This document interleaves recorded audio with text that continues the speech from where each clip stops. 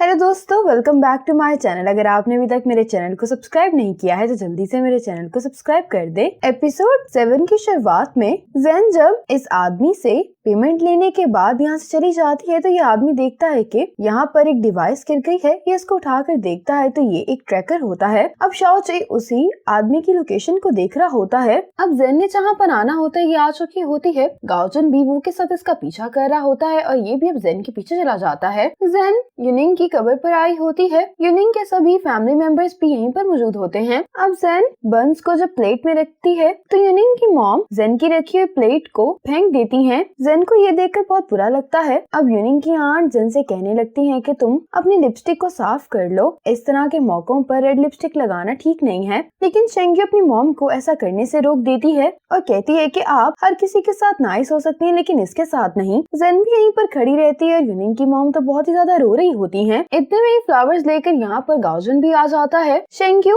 गाओजन को देखने के बाद फौरन अपने फोन पर उसी पिक्चर को देख रही होती है। गाओजन फ्लावर्स देखने के बाद जेन से आकर यूनिंग की मौत का अफसोस कर रहा होता है। ये देखकर शेंग्यू गाओजन के रखे हुए फ्लावर्स इसकी तरफ फेंकने लगती है लेकिन गाओजन अपने हाथ से इन फ्लावर्स को रोक लेता है। शेंग्यू बहुत ज्यादा गुस्से में आ गई होती है और ये कहने लगती है कि तुम दोनों को जो कुछ भी करना है कहीं और जाकर करो। शेंग्यू की मॉम से कहने लगती है कि तुम इस तरह की बातें क्यों कर रही हो। तो शेंग्यू कहती है कि मेरे भाई की मौत को अभी थोड़ा सा वक्त भी नहीं गुजरा और इसने दूसरे आदमी को डेट करना भी स्टार्ट कर दिया है। ये सुनकर जेन कहने लगती है कि ये बात तुम्हें अपने भाई से पूछनी चाहिए कि दूसरों के साथ फ्लर्ट कौन कर रहा था। शेंग्यू कहती है कि तुम अपने आप को बचाने के लिए झूठ बोल रही हो। जेन को इसकी बात सुनकर गुस्सा आ जाता है और ये शेंग्यू के पास जाकर अपने आप को मारने लगती है। कहती है कि क्या तुम अब खुश हो। ये देखकर गाओजुन जेन को आकर रोकता है और इन सब से कहने लगता है कि शुनिंग मेरा दोस्त है और आज मैं सिर्फ उसकी रिस्पेक्ट में यहाँ आया हूँ। शेंग्यू कहती है कि एक्टिंग करना बंद करो और बाकी सबको बताने लगती है कि मेरी सिस्टर इन लॉ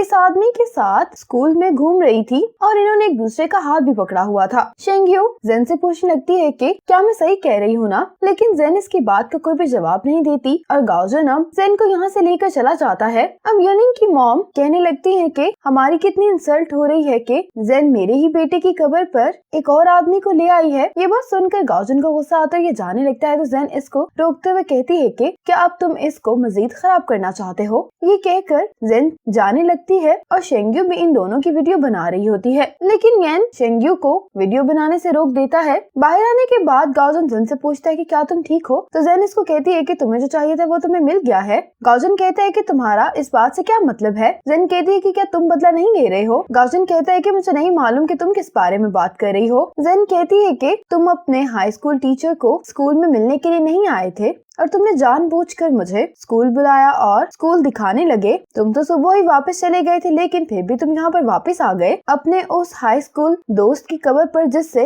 तुमने कई साल कांटेक्ट नहीं किया। गाओजन कहते हैं कि मैं जानता हूँ कि तुम्हारा मूड खराब है। जेन कहती है कि मेरे मूड को बहाने के तौर पर इस्तेमाल नहीं करो और मैंने तुम्हें कल भी बताया था कि मैंने वो लव लेटर बोर्ड पर नहीं लगाया था और अगर मैंने कुछ किया होता तो मैं ये बात एडमिट कर लेती, इसलिए अब तुम्हें मुझसे बदला लेने की कोई जरूरत नहीं है। क्या तुम एक लॉयर नहीं और तुम्हारा वक्त तो बहुत कीमती है ना। गाओजन कहता है कि तुम अब लिमिट क्रॉस कर रही हो। तो जेन भी गुस्से में आकर इसे पूछने लगती है कि फिर तुम आज क्यों यहाँ पर आए हो। गाओजन कहता है कि मैं पहले ही बता चुका हूँ कि मैं यहाँ पर क्यों आया हूँ। तो जेन कहती है कि तुम झूठ बोल रहे हो और क्या तुमने यहाँ पर गाओजन के किसी और फ्रेंड को देखा है। ये कहकर जेन जाने लगती है तो गाओजन इसके हाथ से गाड़ी की चाबी लेने लगता है। तो जेन कहती है कि तुम क्या कर रहे हो। गाओजन कहता है कि तुम इस हालत में ड्राइव नहीं कर सकती। जेन इसको जाने के लिए कह रही होती है। इतने में गाओजन देखता है कि जेन के इन-लॉज भी यहीं पर आ रहे हैं तो ये कहने लगता है कि तुम्हारे इन-लॉज यहाँ पर आ रहे हैं, वो अगर हमें इस तरह देखेंगे तो मुझे तो कोई भी फर्क नहीं पड़ेगा। ये सुनकर जेन इसको गाड़ी की चाबी दे देती है और फिर ये दोनों यहाँ से चले जाते हैं। दूसरी तरफ शाओची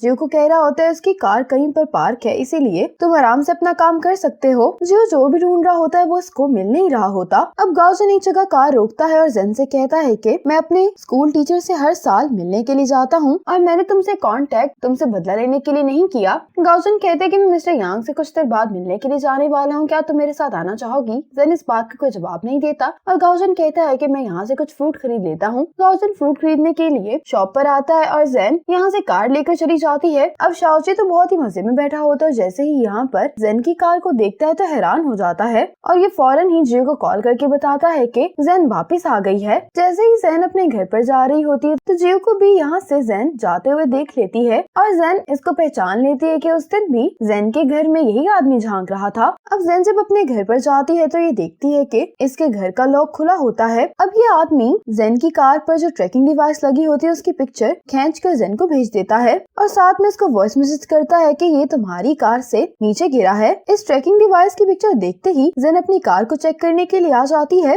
और जियो और शाओची तो इसी बारे में बात कर रहे होते हैं कि शायद ये ट्रैकिंग डिवाइस खराब हो गई है। जेन जब अपनी कार को चेक कर रही होती है तो शाओची और जियो भी यहाँ से चले जाते हैं और जेन को भी वो लोकेशन मिल जाती है जहाँ पर ये ट्रैकिंग डिवाइस लगी हुई थी। जेन अब स्पायर को घर पर ले आई होती है। इसको सुवेन की कॉल आती है जिसको कहने लगती है कि मुझे गाओजुन ने बता दिया है कि कोई तुम्हारा यहाँ पर पीछा कर रहा है। जेन कहती है कि क्या बस तुम्हें गाओजुन ने यही बताया है? तो सुवेन कहती है कि क्या कोई और बात भी है? जेन कहती है कि नहीं। सुवेन इसको कहती है कि अगर तुम आज रात तक यहाँ पे वापस नहीं आई तो मैं तुम्हारे पास आ जाऊंगी। जेन को सुवेन की बात माननी पड़ती है। जेन अब अपनी रिंग उतार कर इस बॉक्स में रख देती है और फिर रात में जेन जब अपना सामान लेकर यहाँ से जाने लगती है तो यहाँ पर गाओजुन खड़ा होता है। जेन गाओजुन को देखकर अपनी कार को रोक लेती है। जेन इसको इशारा करती है तो गाओजुन भी कार में आकर बैठ जाता है। फिर ये दोनों यहाँ से चले जाते हैं। अब जेन जब गाओजुन को होटल पर छोड़ने के लिए आती है तो गाओजुन कहता है कि क्या तुमने डिफेंस स्टेटमेंट पढ़ी है? उसमें तुमने कुछ चेंज तो नहीं करवाना? जेन कहती है कि नहीं। तो गाओजुन कहते हैं कि फिर उसको जल्दी से सबमिट करवा दो।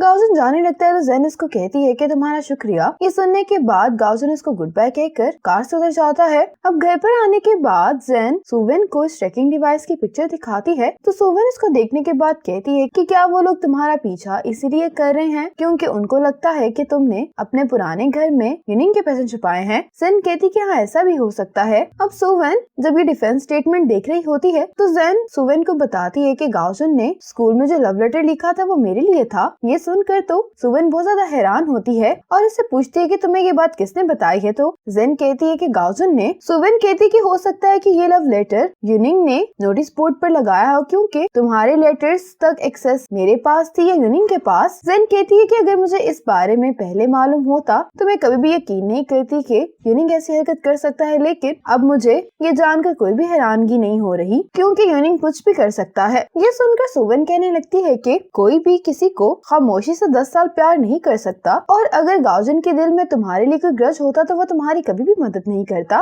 जेन कहती है कि मुझे नहीं मालूम, बस मैं नहीं चाहती कि गाओजुन मेरा केस हैंडल करे। ये कहकर जेन बालकनी में आ जाती है तो सुवेन कहने लगती है कि क्या तुम अपने केस पर गिव अप कर रही हो? जेन कहती है कि मैं गिव अप नहीं कर रही और मैं ये केस जीतना चाहती हूँ, लेकिन बस मैं ये नहीं चाहती कि गाओजुन मेरे किसी भी मामले में इन्वॉल्व हो। सुवेन कहती है कि क्या तुम्हें डर है कि वो तुमसे बदला ले रहा है? जेन कहती है कि नहीं, मुझे ये डर नहीं है, बस मैं नहीं चाहती कि गाओजुन मेरे क्लोज रहे क्योंकि मैं अनकंफर्टेबल फील करती हूँ। सुवेन कहती है कि क्या तुमने डिफेंस स्टेटमेंट को पढ़ा है? इतनी अच्छी स्टेटमेंट तुम्हारे लिए और कोई लॉयर नहीं लिख सकता, इसीलिए तुम अपने लिए चीजों को और मुश्किल मत करो। ये कहकर सुवेन जेन के पास आ जाती है तो जेन भी मुस्कुराते हुए कहती है कि ठीक है। अब गाओजुन गोल्फ खेल रहा होता है तो उसके पास वो आती है एक डॉक्यूमेंट लेकर जिसमें शिन लियांग की कंपनी के बारे में इंफॉर्मेशन होती है। वो गाओजुन से कहती है कि क्या तुम्हें लगता है कि ज़ैनब तुम्हारी बात सुनेगी? गाओजुन कहते हैं कि कुछ दिन वो स्ट्रगल करेगी लेकिन यूनिंग के लिए उसका प्यार खत्म हो गया है और जेन की जो कंडीशन है उसमें जो कोई भी